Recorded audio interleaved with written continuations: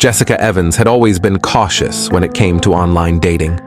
Her friends convinced her that Tinder was different, that it was the easiest way to meet new people. After weeks of reluctance, she finally created a profile.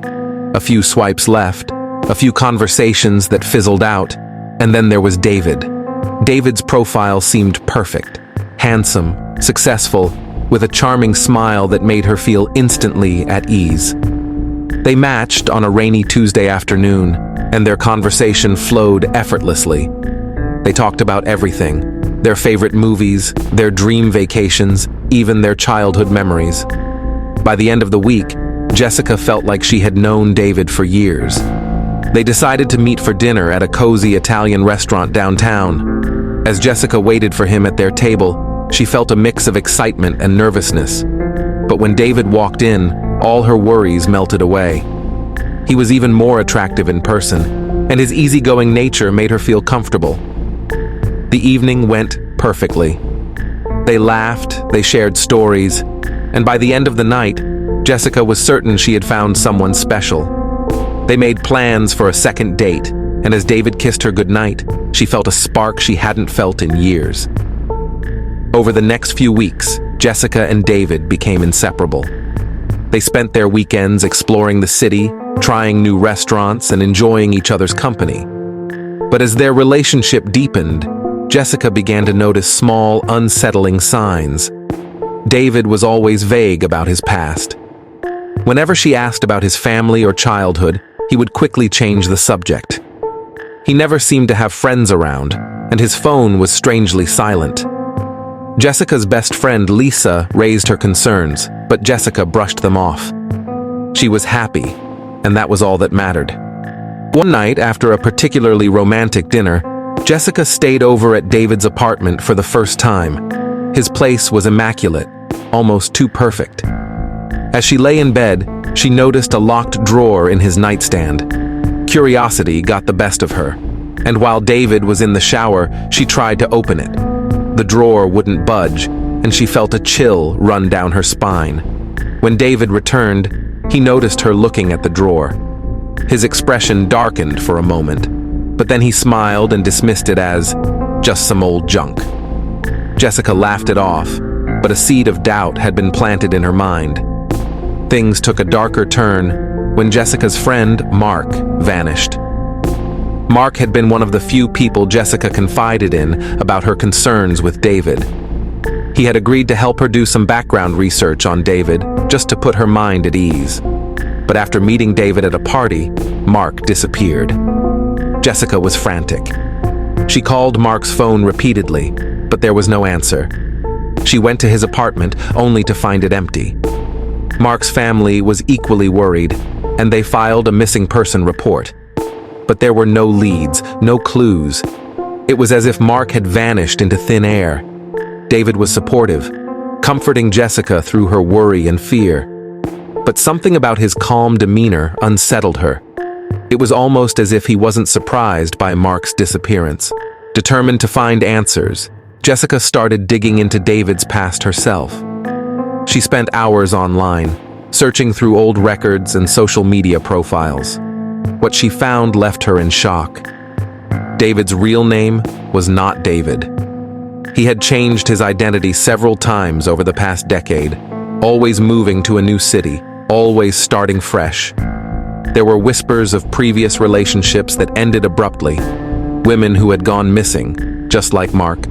With growing horror, Jessica realized she was dating a predator, a man who lured women in with his charm, only to make them disappear.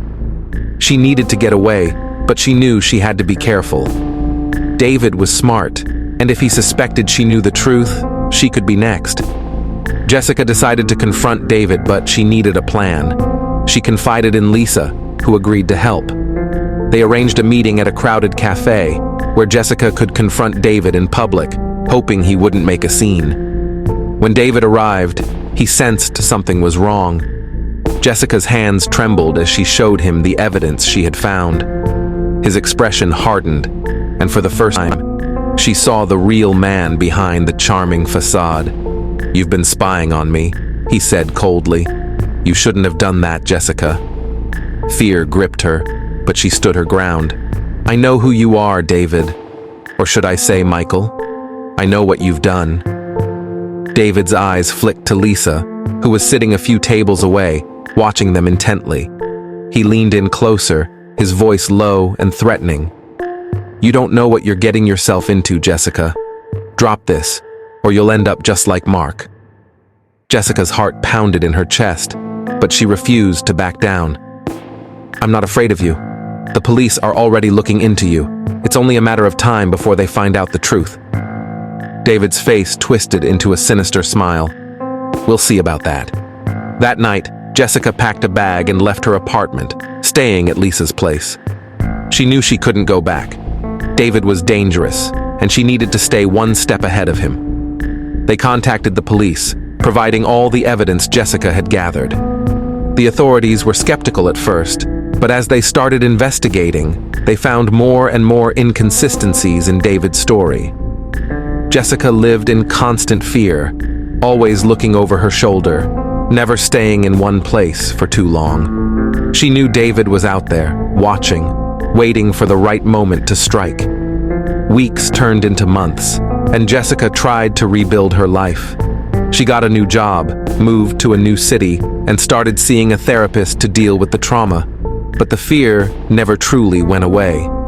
One night, as she was returning home from work, she felt a presence behind her.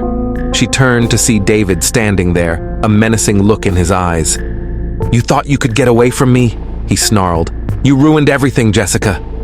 Panic surged through her, but she remembered the self-defense lessons Lisa had insisted she take. She stood her ground, ready to fight for her life. David lunged at her, but Jessica was prepared. She dodged his attack, using all her strength to fend him off. In the struggle, she managed to grab a nearby rock and struck him on the head, knocking him unconscious. Breathing heavily, she called the police. This time, they had no choice but to believe her. David was arrested, and as the investigation continued, the true extent of his crimes came to light. David, whose real name was Michael Harris, was convicted of multiple counts of murder and kidnapping. The families of his victims finally found some semblance of justice, and Jessica was hailed as a hero for her bravery. But the experience left deep scars. Jessica struggled with trust issues, always wary of new people in her life. Therapy helped, and with time, she began to heal. She started a support group for survivors of online predators, using her story to help others avoid the same fate. Years later, Jessica found love again, but this time she was cautious, taking things slow. She knew the dangers that lurked in the world, but she refused to let fear control her life. She had survived the worst, and she was determined to live her life to the fullest, never forgetting the lessons she had learned. Swipe to Death became a cautionary tale, a reminder of the dangers of online dating, and a testament to the strength of a woman who refused to be a victim. Jessica's story is a chilling reminder of the hidden dangers that can lurk behind a seemingly perfect online profile. While her bravery and resilience helped her escape a deadly situation, it raises important questions about the precautions we take when meeting people online.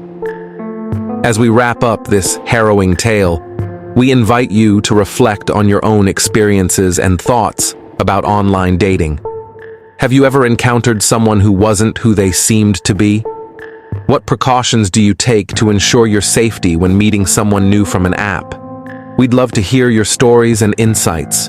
Sharing your experiences can help others navigate the often tricky world of online dating and ensure that more people stay safe. Feel free to share your story in the comments below. How did you handle a suspicious situation? What advice would you give to others? Let's create a community where we can learn from each other and promote safer online interactions. Your story could make a difference.